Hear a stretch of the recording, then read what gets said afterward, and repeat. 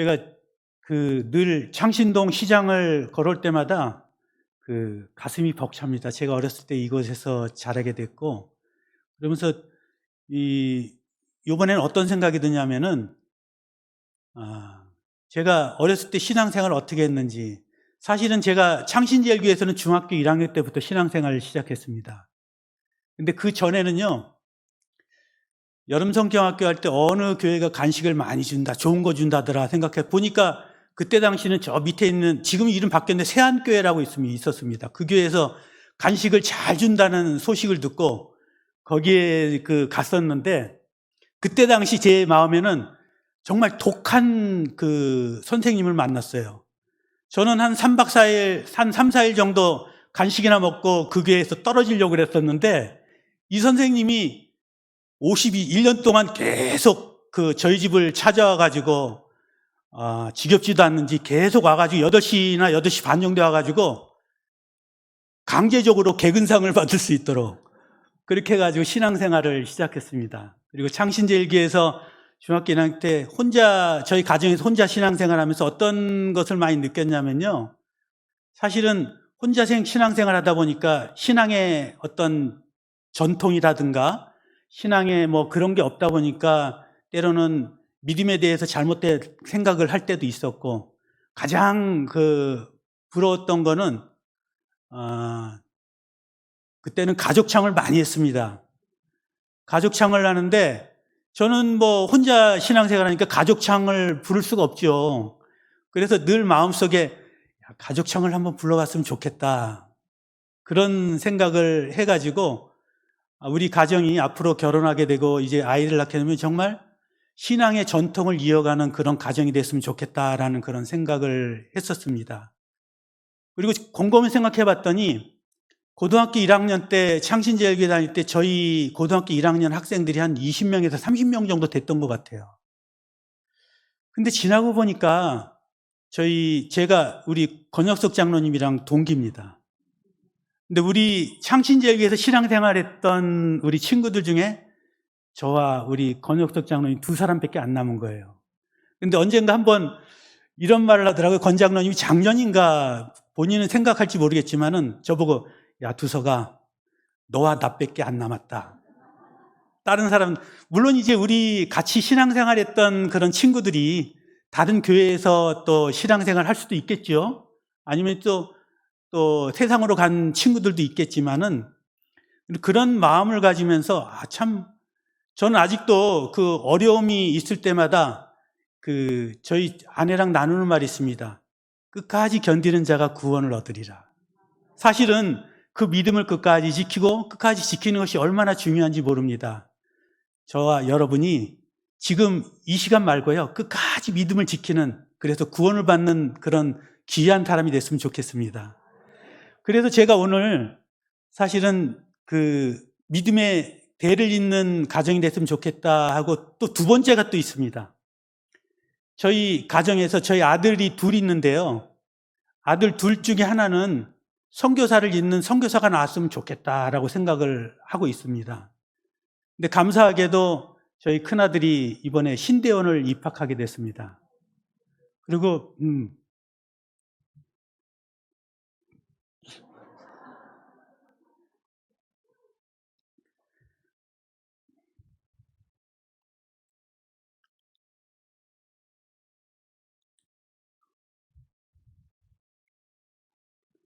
온 가정이 이렇게 예수를 믿는다는 게 얼마나 소중한지, 저는 그때 그런 믿음을 가졌었는데, 또 감사한 건 저희 둘째 아이도 신학대학교 4학년에 제가 내년에 신대원에 또 들어갑니다. 근데 또 이제 감사한 거는 저희 세뇌교육 때문인지 모르겠지만은 저희 큰아들이 선교에 관심을 갖기 시작하겠습니다. 그래서 저는 꿈이 있다면은 정말 저희 두 아들이 이렇게 신학을 한 것에 대해서 정말 너무 감사합니다.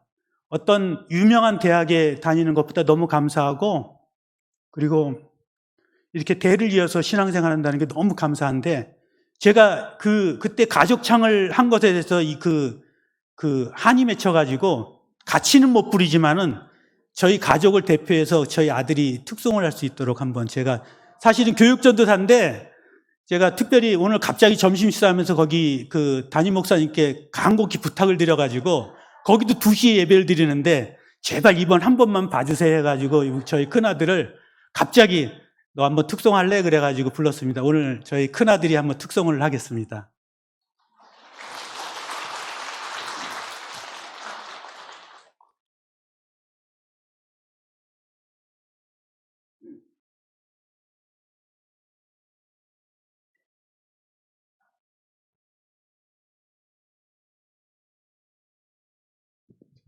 네.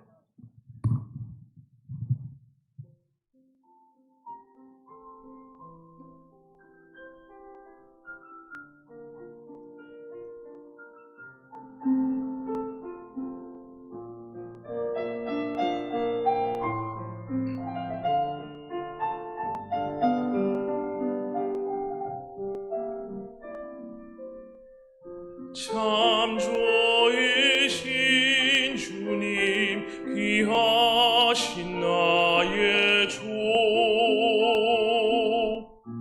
늘 가까이 계시니 나 두려움 없네. 내 영이 고날 때, 내 맘 낙심될 때,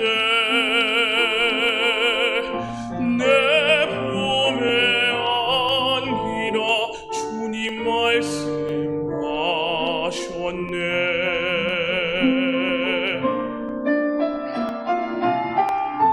광야 같은 세상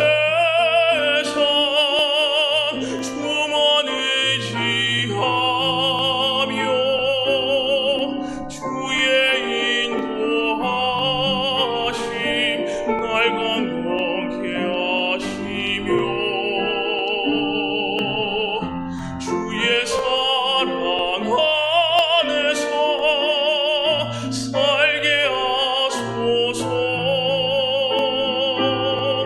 주만 의지하리 영원토록.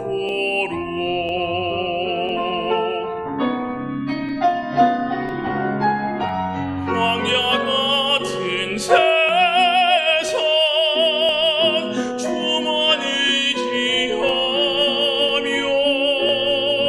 주의 인도하심 날 강건케 하시며 주의 사랑 안에서 살게 하소서. 주만 의지하리 영원토록. 주만 의지하리 영원토록.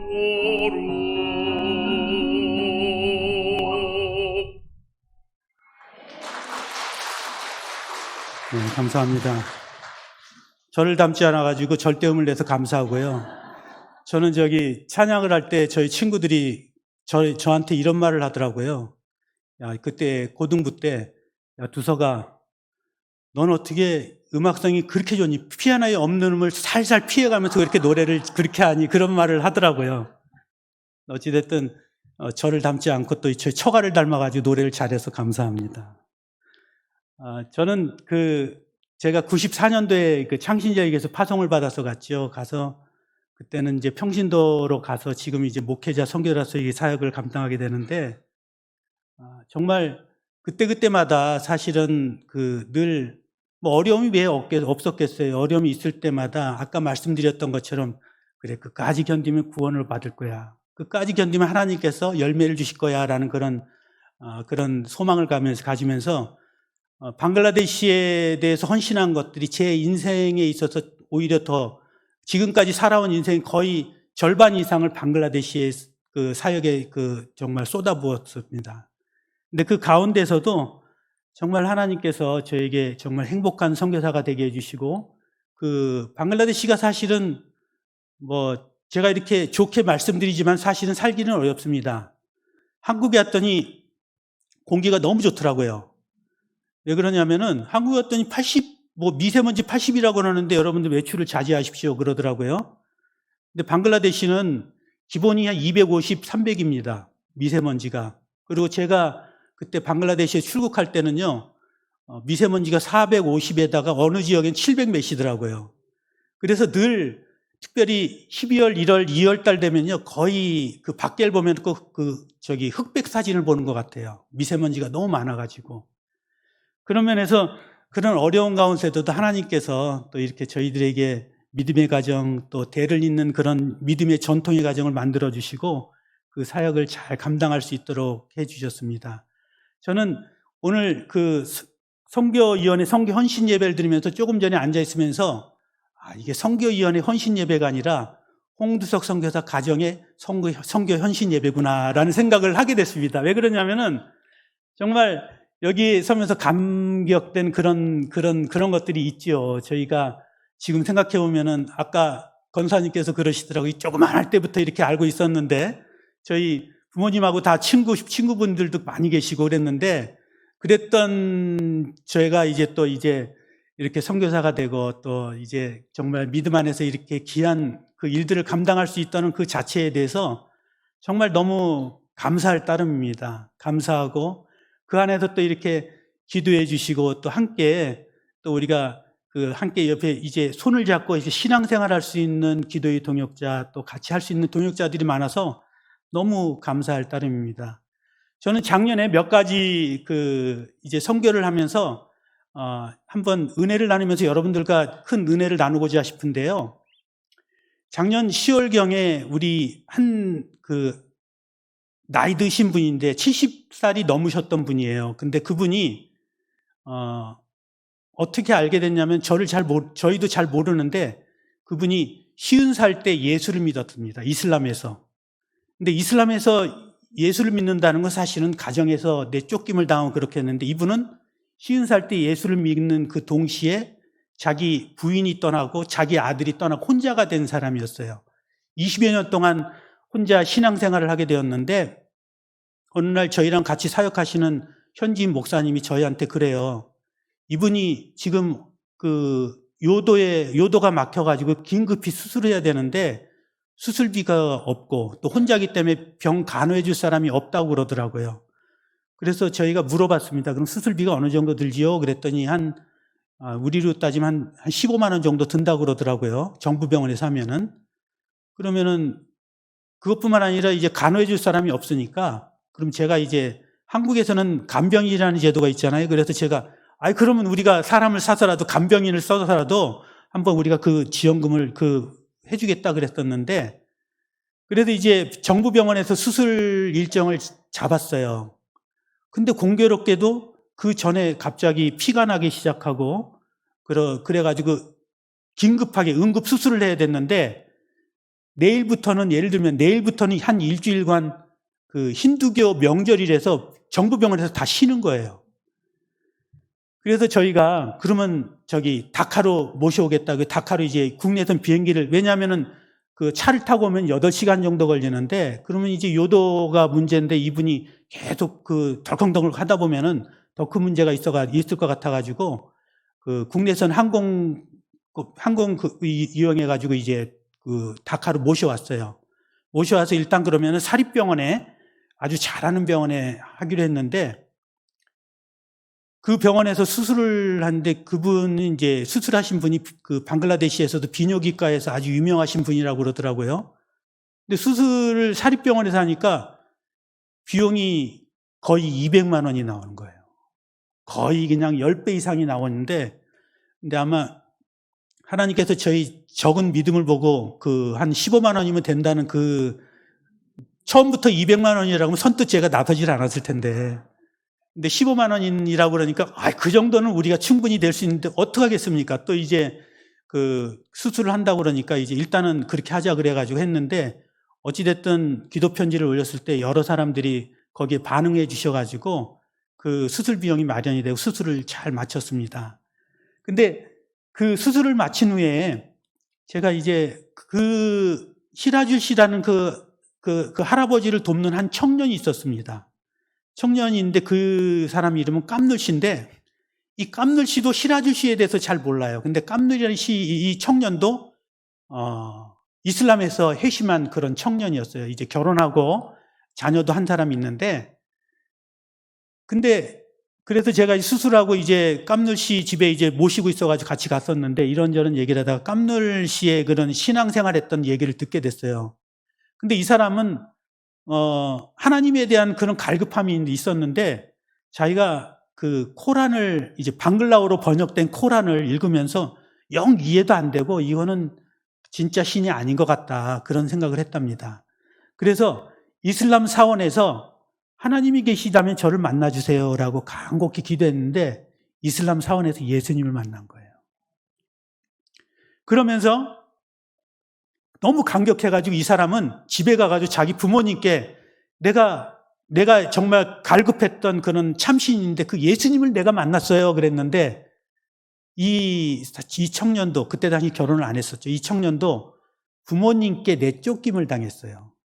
근데 이 깜눌씨는 어떤 생각을 하냐면은 자기도 사실은 가정에 믿는다는 그것 때문에 쫓김을 당했고 이 시라줄이라는 할아버지도 그 믿는 것 때문에 쫓기를 당했는데 이 시라줄 씨가 너무 그 어려움을 겪고 있는데 이 깜눌씨의 마음속에는 자신의 아버지 같은 마음이 들더랍니다. 근데 잘 몰랐는데 그래서 돕게 되었는데 그리고 수술하는 그 일정 속에서도 기차를 타고 이제 그 기차표가 없어가지고 기차를 입석을 타고 이제 그 시골로 가게 되는데 그 안에서도 이런 생각을 했답니다. 야, 왜 거길 가야 되지? 다른 사람이 굳이 내가 그 사람들 그 할아버지를 잘 모르는데 내가 왜 가야 되지? 그런 의문을 많이 가지고 갔었는데 막상 가봤더니 돕지 않으면 안 되겠구나. 그래서 이제 돕게 되었다는 그런 얘기를 들으면서 저는 하나님께서는 우리 사역 속에서 열매를 맺게 하는 그런 것도 있지만은 정말 놀라운 기적 아니겠어요? 근데 이 시라지 씨가 이런 말을 해요. 제가 이제 같이 신방을 가서 딱 만났는데 사실은 우리 같이 사역한 목사님하고는 깜눌 씨랑은 좀 교제가 있었어요. 근데 깜눌 씨하고 이 시라지 씨는 교제가 없었고 저도 깜눌 씨나 시라지 씨 전혀 모르는 사람인데 이 시라지 씨가 이런 고백을 합니다. 나는 정말 사실은 혼자 외롭게 신앙생활하고 이번에 정말 죽는 줄 알았는데 예수님께서 예수님의 일하는 그런 체인으로 우리를 다 엮어주셔가지고 내가 이렇게 생명을 다시 얻었습니다. 그러면서 하시는 말씀이 내가 이제 남은 여생 얼마 남지 않았지만 정말 주님을 위해서 귀한 그런 일들을 감당하겠습니다라는 그런 신앙 고백을 하는 것을 들으면서 사실은 저는 늘 생각하는 것이 있습니다. 방글라데시에서 내가 이렇게 많은 것을 주고 그런다고 그러지만은 결국 지나가 보면은요, 준 것보다도 내가 받는 게 너무 많아요. 그분들을 통해서 어떤 신앙의 체험들, 우리가 이슬람에서 회심해서 제가 이슬람 국가에서 사역을 하지만은 이슬람에서 회심한 그 사람들의 그런 정말 그 여러 가지 그 고통은 우리가 체험하지 못했거든요. 간접적으로 체험했지만은 그분들은 그 삶 속에서 믿는다는 것 때문에 모든 것을 핍박을 받기도 하고 때로는 목숨의 위험을 받는 그런 상황 속에서도 예수를 믿는 그런 모습을 보면서 정말 저에게 큰 도전이 됐습니다. 저희가 지금 권장로님께서 말씀하셨지만 저희가 지금 휠체어 나눔 사역을 하게 되는데요. 저는 처음에는 휠체어 나눔을 그냥 가볍게 생각하고 그냥 장애인들 위해서 하겠다 생각했는데 사실은 휠체어 나눔을 통해서 복음의 역사가 많이 일어났습니다. 예를 들면은 저희들이 이제 주로 교회가 있는 지역 아니면 교회가 없는 지역에 정말 교회가 세워져야 될 교회 그런 지역에 우리가 휠체어 나눔을 많이 하게 되는데 휠체어 나눔을 할 때 먼저 조사를 해야 됩니다. 조사를 하고 그다음 휠체어 나눔을 하면은 그다음에 또 가서 잘 사용하겠는지 잘 체크를 해야 되는데 저희들이 주로 목회자들이 그런 일들을 감당하게 되는데 휠체어를 사용할 정도 되면 사실은 그 가정에 환자들이 많고 그러다 보니까 오히려 목회자들이 찾아가가지고 정말 아픈 부위를 손을 얹고 저희가 하나님께 기도해 드리겠습니다 하면 기도해 주시고 또 이제 정기적으로 가서 그런 신방에 그런 신방할 수 있는 그런 건수를 만들어 가지고 그 사람들이 휠체어 잘 사용하고 있는지 그런 걸 보면서 그렇게 전도를 했는데 그걸 통해 가지고 작년에도 잠깐 말씀드리긴 하는데 로말이라는 지역에 교회가 세워졌어요. 근데 이 로말이라는 그런 지역은 100% 이슬람 지역인데 그것도 제가 한번 나눈 적이 있는데 거기에서 예수 믿는 사람이 30년 전에 이슬람에서 회심한 한 가정이 있었습니다. 근데 이분이 저희가 구호품을 가지고 그 다음에 현지 목사님과 갔을 때 대개 보면은 현지인들이 좀 물질로 도와주세요 그랬는데 이분은 뭐라고 그러냐면은 자기는 30년 전에 예수를 믿었는데 근데 사실은 이슬람에서 회심한 사람들이 두 종류가 있는데요.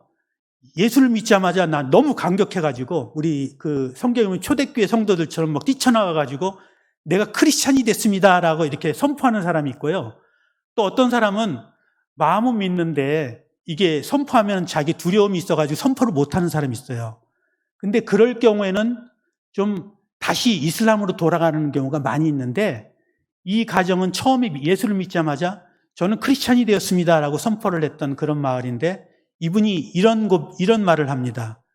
목회자들하고 저희들하고 찾아갔을 때 몇 가지 도움을 좀 기도 제목을 드리겠습니다. 그러면서 첫 번째는 나는 30년 전에 예수를 믿었지만은 한 번도 그 신앙훈련을 받아본 적이 없습니다. 여러분, 우리 교회 공동체에서 신앙훈련 받다가도 그냥 그 신앙을 떠난 사람들이 얼마나 많이 있지 않습니까? 근데 이분은 한 번도 신앙훈련을 받지 않는데 그 믿음을 지킨다는 것은 정말 대단한 일이죠. 그래서 저희들에게 정말 신앙훈련을 좀 시켜줬으면 좋겠습니다. 그래서 이제 그 현지인 교회에서 뭐라고 그러냐면은 그건 우리 교회에서 해줄 수 있습니다 해서 계속 주기적으로 신앙훈련을 했습니다. 두 번째로는 우리 지역에 교회가 세워졌으면 좋겠습니다 했는데 그 가정이 이제 그 자기 땅을 기증을 해가지고 22년도에 재작년에 교회가 세워졌어요. 그리고 세 번째로는 막내 아들이 이름이 사담 후세인인데 그때 당시 사담 후세인이 유명했나 봅니다. 근데 사담 후세인인데 이 아들이 신학을 했으면 좋겠다 그랬는데 작년 1월 달에 신학교에 입학을 했어요. 저희가 서포트를 해주고 있는데 사담 후세인 형제는 사실은 팔이 짧은 장애를 가지고 있어요. 근데 저는 그 형제를 보면서 하나님께서는 나의 부족함을 들어쓰신 것이 어떤 것인지 알게 되었는데요. 방글라데시는 특별히 이슬람 국가에서는 행위에 대해서 되게 강조를 하는데 장애인이 가서 이 친구는 용감합니다. 저는 사실 방글라데시에서 선교사라는 신분을 사실을 노출하면 안 되거든요. 근데 이 친구는 무식한 건지 용감한지 저기서 어디서 식사 한번 하자 그러면요. 저 멀리서 손을 들면서 이만해 그러면서 막 쫓아옵니다. 그냥. 그럼 좀 얌전히 좀 가만히 좀 알아서 와서 그냥 하면 되는데 꼭 그러고 그리고 또 이게 그 이슬람의 세심해서 그런지 꼭 좀 조용히 기도하면 좋겠는데 밥 먹을 때도요. 아주 그냥 큰 소리로 기도를 하고 제 생각에는 그 친구가 부흥사하면 잘하겠다 그랬는데 팔이 짧으니까 어디를 가든지 이 친구는 이제 장애를 가지는데 복음을 전합니다. 지역 공무원들 이제 이슬람 교도들한테도 가가지고 막 얘기 듣다가 뭐 이것도 안 되고 저것도 안 되고 그러고 얘기를 듣잖아요. 그럼 이 친구가 옆에 있다가 자기가 낄 자리도 아닌데도 들어가가지고 예수를 믿어야 된다고 그럽니다. 이 친구가. 예수를 믿어야 된다 그러고 근데 정말 신기한 거는요. 만약에 그 또래 젊은 청년들이 만약에 그렇게 복음을 전한다 그러면은 아마 집단 구타를 당할 거예요. 근데 이 친구가 장애를 가졌잖아요. 장애를 가지니까 사람들이 측은지심인지 하여간 자기가 듣기 싫어도 이 친구가 말하는 것을 다 듣더라고요. 그리고 오히려 대견해요. 그런 거 보면서 하나님께서는 예수를 믿으니까 자신이 가지고 있는 그 컴플렉스, 장애를 가지고 있는데 그 컴플렉스가 오히려 복음을 전하는 좋은 훌륭한 도구가 되는구나라는 그런 생각을 하게 되었습니다. 이 친구가 이게 사담 후세인 이 형제가 정말 훌륭한 목회자가 되어서 방글라데시 잘 사역할 수 있도록 기도 부탁드립니다. 또 한 가지는요. 제가 예전에 30년 전에 찔마리는 아주 가난한 지역에 사역을 하고 있었는데 거기서도 예배를 드렸죠. 예배를 드렸는데 그 친구들이 그중에 관심 있는 사람이 있었어요. 근데 아까도 말씀드렸지만 외국인인 제가 직접 교회를 다니세요, 예수 믿으세요 그러면 사실은 추방을 당해요. 그래서 직간접적으로 이렇게 했는데 현지 교단 목사님이 이제 저희랑 같이 갔는데 저희들은 안 하고 이제 무슨 힐체어 나눔이라든 그거 했을 때 이 형제들을 다 불러놓고 뭐라고 그러냐면 단도직입적으로 당신들 세례 받았어요? 그러면서 세례를 받기를 원하면은 또 이슬람이니까 그 지역에서 못 받으니까 그럼 다카로 내려오면 우리가 소정의 세례를 훈련한 그런 훈련을 받고 믿음에 대한 훈련을 받고 세례를 주겠습니다라고 했어요. 근데 여기서 다카에 내려 집회를 참석하고 은혜를 받아가지고 이제 그 찔말이라는 지역에 들어가가지고 전화를 합니다. 제가 세례를 받겠습니다. 그러면서 이제 그럼 세례를 받으려면 어떻게 돼요? 훈련을 받아야 되잖아요. 그러면서 이제 모든 걸 준비해가지고 두 사람이 이제 세례 훈련을 받기 위해서 이제 다카로 버스를 타고 내려오는데 갑자기 한 사람의 부인이 쓰러졌다고 그러는 거예요. 쓰러져서 병원에 긴급 후송됐다고 그러니까 한 분은 중간에 이제 다시 돌아갔고, 이 사람은요, 그 농촌 사회에서는 가축이 무진장 중요한데 떠나는데 염소가 2마리 죽고 닭도 몇 마리 죽고 또 이제 갑자기 이 사람 부인도 그냥 아파가지고 이제 병원에 이제 입원을 해야 되는 그런 상황이 왔던 거예요. 정말 이렇게 정말 사단의 시험이죠. 사단이 방해를 하게 하는데, 근데 이 부인이 뭐라 그러냐면은 괜찮으니까 끝까지 훈련을 받고 오라는 겁니다. 근데 그런 걸 보면서 우리가 같은 어려움이 있지만 동일선상에 두 사람이 갔는데 한 사람은 이제 중간에 이렇게 다시 돌아오고 한 사람은 그냥 어려움이 있더라도 시험이 있더라도 그냥 다이렉트로 가가지고 훈련을 받고 그런 모습을 보면서 저희들에게도 신앙적인 그런 교훈을 많이 받았습니다. 여러분들, 우리가 선교지에서 조지 물러라는 선교사가 있는데요. 그분은요, 기도의 응답을 많이 받았던 걸로 유명합니다. 근데 들어보면은 기도 응답을 또 살아 생전에서도 많이 받았지만은 그분이 하늘나라 간 이후에 또 기도 응답 받은 것들이 너무 많다고 그럽니다. 사실 선교라는 거는요, 그런 거예요. 우리가 초창기에 미국 선교사님들이 오셔가지고 한국에 복음을 전할 때 얼마나 답답했겠어요. 여기서 사는 것도 너무 힘들고. 그런데 지금 그때 당시는 그렇지 않았지만은 10년, 20년, 50년, 100년이 지난 이 시대에 정말 우리 한국 땅이 정말 예수 안에서 큰 복을 누렸잖아요. 근데 그렇듯이 선교지도 사실은 그 열매를 당대에 이렇게 지금 곧바로 열매를 맺히면 얼마나 좋겠습니까? 근데 그렇지 않고 그 안에서 정말 시간이 지나서 이렇게 성령의 열매를 많이 맺는 것을 보게 되는데, 이와 마찬가지로 오늘도 이제 성경 말씀에 보면은 무릎 꿇지 않는 7,000명이라는 그런 단어가 나오잖아요. 근데 우리가 알진 못하지만은 그런 사람들이 우리 주변에 신앙을 지키려는 사람들이 얼마나 많은지 모릅니다. 방글라데시에서 우리가 알지 못하지만은 정말 이슬람 사원에서 예수님을 만나는 사람이 어디 있겠어요. 또 정말 이슬람교에서 회심을 할 때 그 핍박과 고난이 있다 할지라도 우리는 몰랐지만은 그런 정말 바알과 아세라에 무릎 꿇지 않고 정말 신실하게 주님의 그 말씀에 순종하면서 기다리는 사람들이 얼마나 많은지 모릅니다. 여러분들이 삶 속에 그런 어려움이 분명히 있을 것입니다.